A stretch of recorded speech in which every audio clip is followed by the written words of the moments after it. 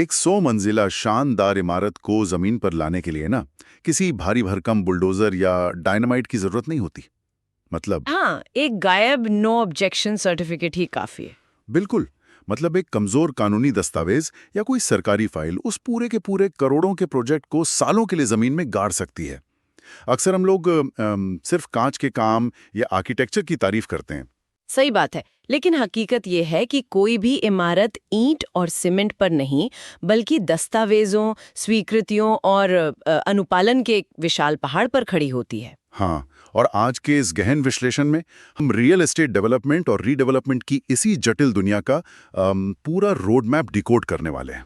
खाली जमीन से लेकर MIDC में विशाल IT प्रोजेक्ट खड़ा करने तक। और जो 30-40 साल पुरानी इमारतें होती हैं, उनके रीडेवलपमेंट का असली गणित क्या है, वो भी। बिल्कुल।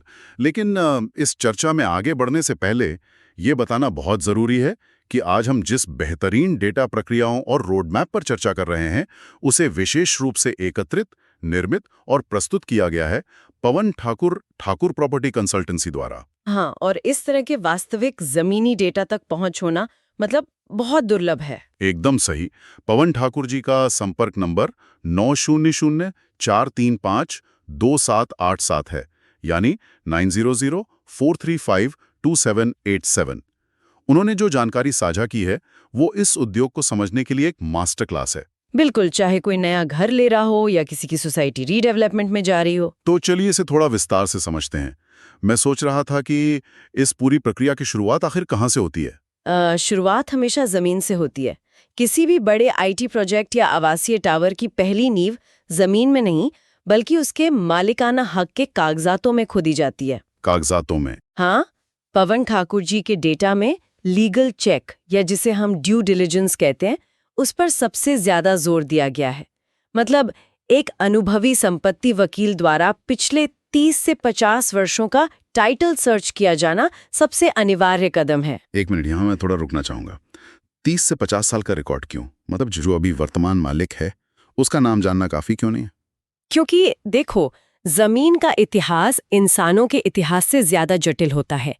30 से 50 साल का रिकॉर्ड खंगालने का मतलब है जमीन की वंशावली जांचना। वंशावली? अच्छा।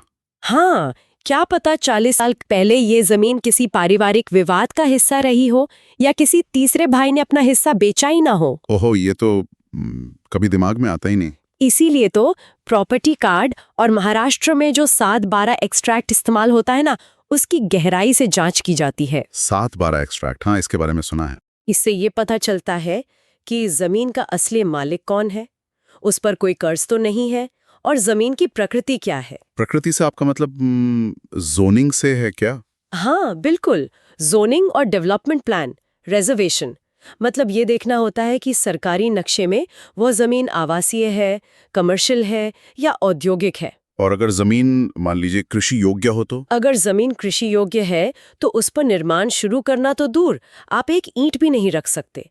सबसे पहले उसे कानूनी रूप से NA मतलब नॉन एग्रीकल्चर में बदलना पड़ता है। बाप रे! तो ये कहा जा सकता है कि बिना स्पष्ट मालिकाना हक और सही जोनिंग के करोड़ों का निर्माण करना रेत पर नहीं बल्कि एक कानूनी दलदल पर इमारत बनाने जैसा है। बिल्कुल, एक हल्का सा कानूनी नोटिस आएगा और पूरा प्रोजेक्ट उस दलदल में धंस जाएगा। लेकिन यहाँ मेरे मन में एक सवाल आ रहा है।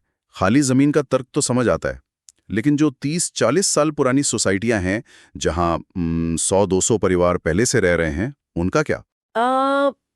ये बहुत दिलचस्प है। कई बार सुनने में आता है कि पुरानी सोसाइटियों के पास कन्वेंस ही नहीं होता।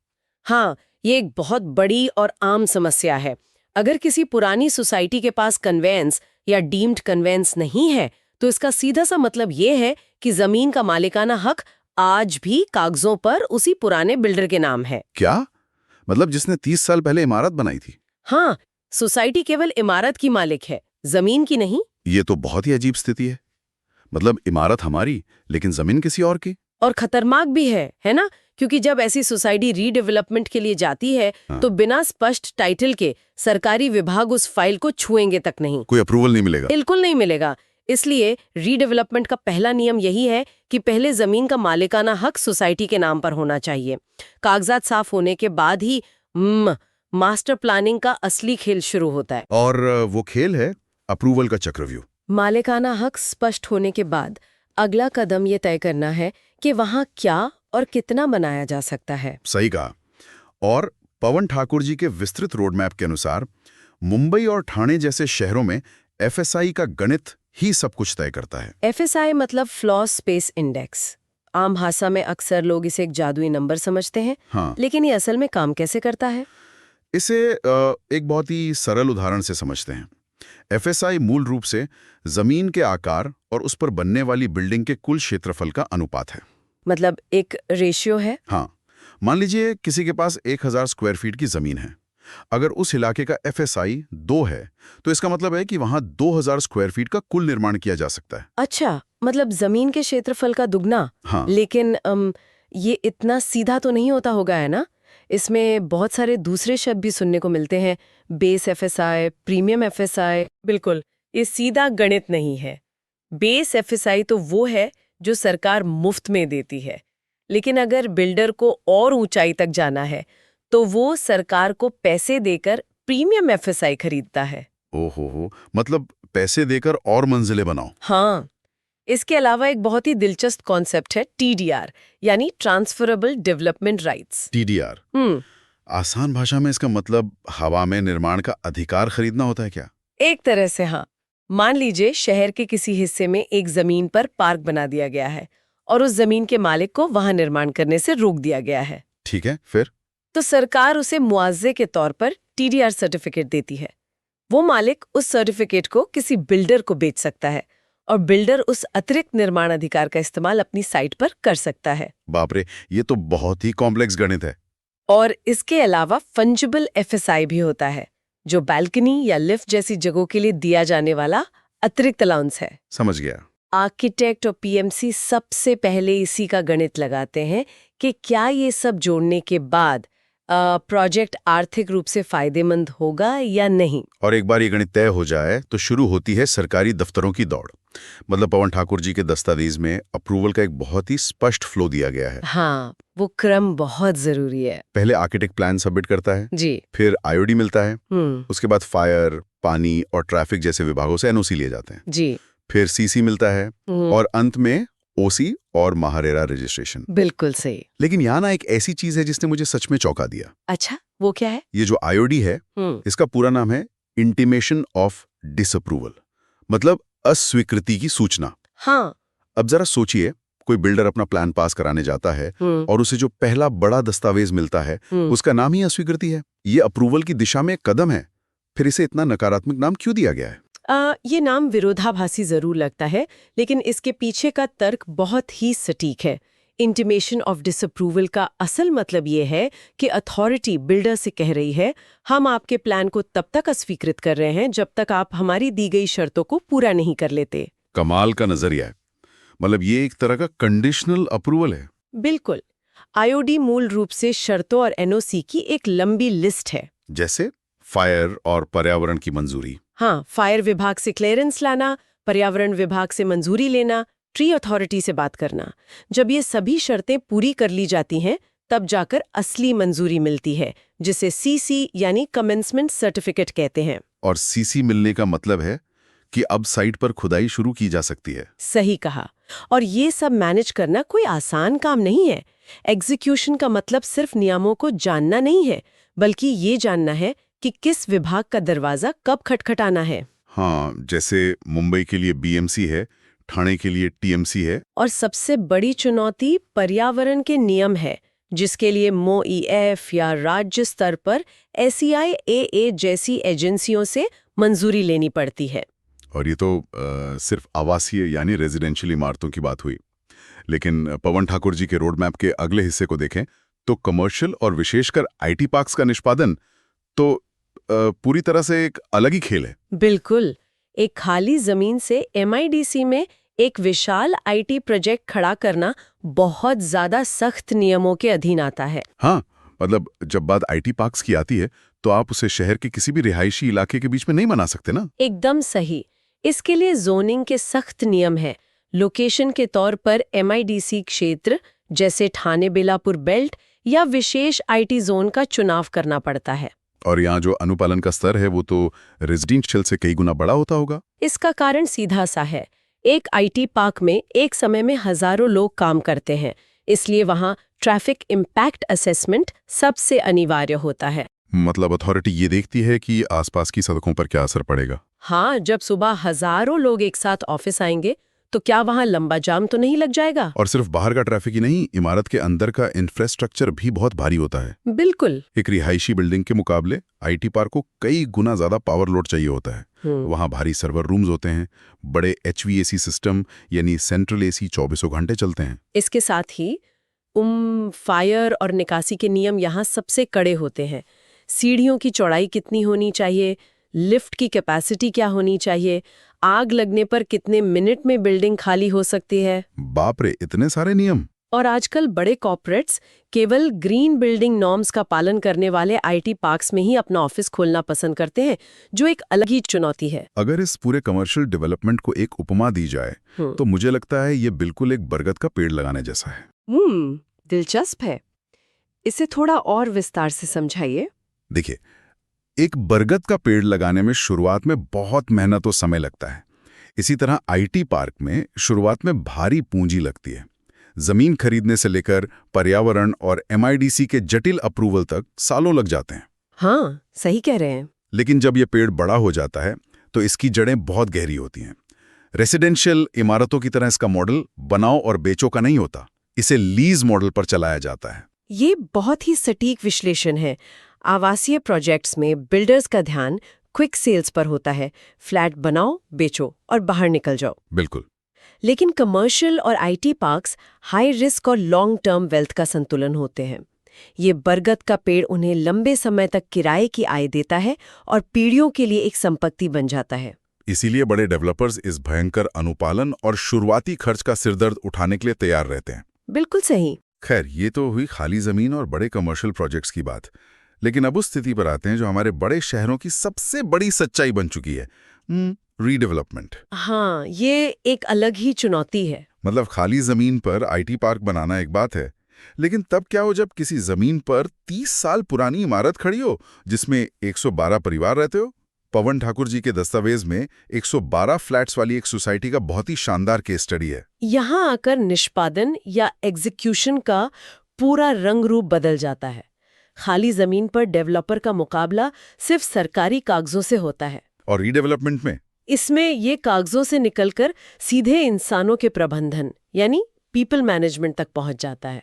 यहाँ हर परिवार की अपनी मांगें, अपने डर और अपना लालच होता है। कानूनी रूप से देखा जाए तो किसी भी सोसाइटी को रीडेवलपमेंट में जाने के लिए 51% सदस्यों की सहमति चाहिए, है ना? हाँ, कानून तो यही कहता है, लेकिन जमीनी हकीकत का डेटा बताता है कि व्यावहारिक रूप से बिना विवाद के प्रोजेक्ट पूरा करने के लिए कम से कम 70 से 75% सहमति को सुरक्षित माना जाता है। लेकिन सवाल ये है कि इतनी बड़ी सोसाइटी में ये प्रक्रिया सही तरीके से शुरू कैसे होती है? यहीं पर सोसाइटियां सबसे बड़ी और घातक गलती करती हैं। वो गलती क्या है? वे सीधे किसी बिल्डर को फोन करके बातचीत शुरू कर देते हैं। रीडेवलपमेंट का सही क्रम यानी एग्जीक्यूशन प्लेबुक ये है ही नहीं। अच्छा, तो क्या करना चाहिए? अगर सोसाइटी सीधे बिल्डर के पास जाती है तो वो उसके जाल में फंस जाती है।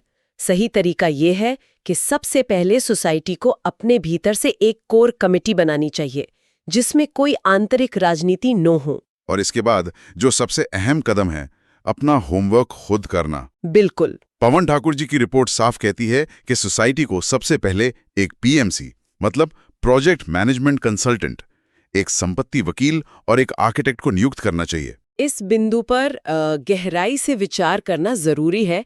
एक PMC असल में करता क्या है? हाँ, उसकी जरूरत क्यों है? PMC का काम है सोसाइटी की जमीन का सही FSI गणित निकालना। वो ये तय करता है कि मौजूदा नियमों के हिसाब से वहाँ कुल कितना निर्माण हो सकता है और उसमें से बिल्डर का मुनाफा कितना होगा। अच्छा, जब सोसाइटी को ये गणित पता होता है तब वो पारदर्शी टेंडर निकालती है और 5 से 8 प्रतिष्ठित बिल्डर्स को आमंत्रित करती है। हाँ, ये बिल्कुल वैसा ही है जैसे आप अपनी कार बेचने से पहले उसकी बाजार कीमत पता कर लेते हैं ताकि कोई आपको बेवकूफ न बना सके। सही बात है। और जब 112 फ्लैट्स जैसी बड़ी सोसाइटी टेंडर निकालती है तो उनके पास जबरदस्त बार्गेनिंग पावर होती है। बिल्कुल, और ये ताकत नंबर्स में साफ दिखती है। 112 फ्लैट्स वाली सोसाइटी बिल्डर से आसानी से 25 से 50% अतिरिक्त कारपेट एरिया की मांग कर सकती है। बाप रे। और इसके अलावा प्रति फ्लैट 15 से 40 लाख रुपए का कॉपस फंड और 2-3 साल का एडवांस रेंट भी। मतलब प्रोजेक्ट की कुल वैल्यू 150 से 250 करोड़ रुपए तक पहुंच सकती है। हाँ, पहुंच जाती है। लेकिन यहाँ एक बड़ा सवाल ये उठता है कि बिल्डर इतना सब कुछ देने के लिए राजी क्यों होता है? उसके लिए इसमें क्या फायदा है? इसके पीछे का गणित समझना बहुत जरूरी है। अगर उसी बिल्डर को मुंबई या ठाणे में खाली जमीन खरीदनी पड़े तो सिर्फ जमीन की कीमत ही 80 से 100 करोड़ रुपए हो सकती है। ओहो, मतलब जमीन बहुत महंगी है। हाँ, और रीडेवलपमेंट में बिल्डर को जमीन की कोई कीमत नहीं चुकानी पड़ती। उसे सोसाइटी की जमीन मुफ्त में इस्तेमाल करने को मिलती है। अच्छा, उसका खर्च सिर्फ निर्माण, किराया और कॉपस फंड में लगता है? बिल्कुल, और इसके बदले में वो अतिरिक्त FSI का इस्तेमाल करके ऊपर के नए फ्लोर्स बनाता है और उन्हें बाजार भाव पर बेचकर सीधा मुनाफा कमाता है। तो ये तो पूरी तरह से एक विन विन स्थिति हुई। है ना? हाँ, एक सफल प्रोजेक्ट में बिल्डर आसानी से 21 से 25% का मार्जिन, यानी लगभग 35 से 60 करोड़ रुपए का सीधा मुनाफा कमा सकता है। शानदार। लेकिन सोसाइटी को इन वित्तीय लाभों के पीछे अंधा नहीं होना चाहिए। वित्तीय सुरक्षा उससे कहीं ज्यादा जरूरी है। सुरक्षा से मतलब? कानूनी एग्रीमेंट की मजबूती। सिर्फ एग्रीमेंट नहीं, वादे कागजों पर बहुत अच्छे लगते हैं, लेकिन अगर बीच में बिल्डर के पास पैसे खत्म हो गए तो क्या होगा? हाँ, ये तो बड़ा रिस्क है। इसलिए सोसाइटी को प्रोजेक्ट की कुल लागत का 15 से 20% बैंक गारंटी के रूप में लेना चाहिए।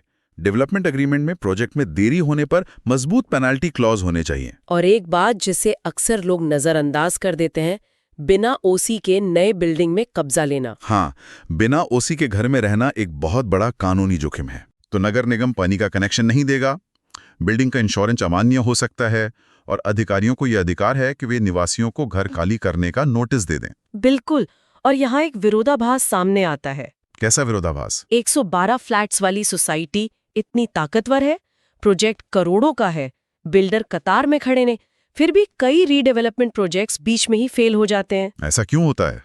ऐसा इसलिए होता है क्योंकि लालच और आंतरिक राजनीति हावी हो जाती है। बिल्डर ज्यादा मुनाफे के चक्कर में ऐसे वादे कर देता है जो वो पूरे नहीं कर सकता। और दूसरी तरफ सोसाइटी के कुछ सदस्य अपने स्वार्थ के लिए अच्छे भले प्रोजेक्ट को कोर्ट कचहरी में फंसा देते हैं। बिल्कुल सही कहा। तो इस पूरी बात का निचोड़ ये निकलता है कि ऐसे बड़े प्रोजेक्ट्स में अनुशासन दस्तावेजों से ज्यादा जरूरी है। हाँ, discipline is greater than documents. एक अच्छा PMC, एक पारदर्शी कोर कमेटी और एक बहुत ही स्पष्ट कानूनी अनुबंध, यही वो त्रिकोण है जो किसी भी रिडेवलपमेंट प्रोजेक्ट को सफलता तक पहुंचाता है। भावनाओं या लालच में लिए गए फैसले रियल एस्टेट में हमेशा बहुत महंगा नुकसान पहुंचाते हैं। इस पूरी चर्चा ने सच में इस उद्योग को देखने का नजरिया ही बदल दिया है।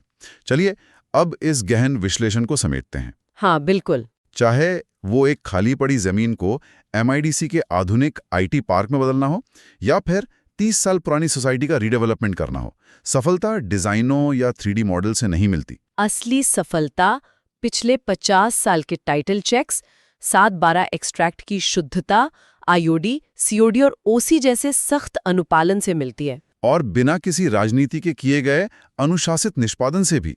इस प्रक्रिया में शॉर्टकट की कोई गुंजाइश नहीं है ना? बिल्कुल नहीं। एक छोटी सी कानूनी चूक भी भारी पड़ सकती है। और इस पूरी प्रक्रिया को इतनी बारीकी से समझाने के लिए हम विशेष रूप से धन्यवाद करना चाहेंगे पवन ठाकुर प्रॉपर्टी कंसल्टेंसी का। हाँ, ये सारा मूल्यवान डेटाबेस और रोड मैप प्रस्तुत करने के लिए उनका बहुत बहुत धन्यवाद। रियल एस्टेट की इस भूल भुलैया में सही और सुरक्षित मार्गदर्शन के लिए उनका संपर्क नंबर 9004352787 है। 9004352787। जाते जाते एक विचार पर गौर करने की जरूरत है। हमने शुरुआत में कहा था कि इमारतें कागजों के पहाड़ पर खड़ी होती हैं। आज हमारे शहरों का आकार FSI और जोनिंग से तय हो रहा है। हाँ, ये सच है। लेकिन भविष्य में जब क्लाइमेट चेंज और नई स्मार्ट तकनीक से जुड़े नया अनुपालन लागू होंगे, जैसे अनिवार्य सोलर ग्रिड्स या AI पावर्ड ट्रैफिक मॉनिटरिंग, तब क्या होगा? ये तो सोचने वाली बात है। क्या आने वाले कल के शहरों का नक्शा बिल्डर्स तय करेंगे या फिर पर्यावरण और तकनीक की नीतियां तय करेंगी कि हम कैसे घरों में रहेंगे? बहुत ही गहरा सवाल है। आज के इस गहन विश्लेषण में बस इतना ही। सुनते रहिए और गहराई से समझते रहिए।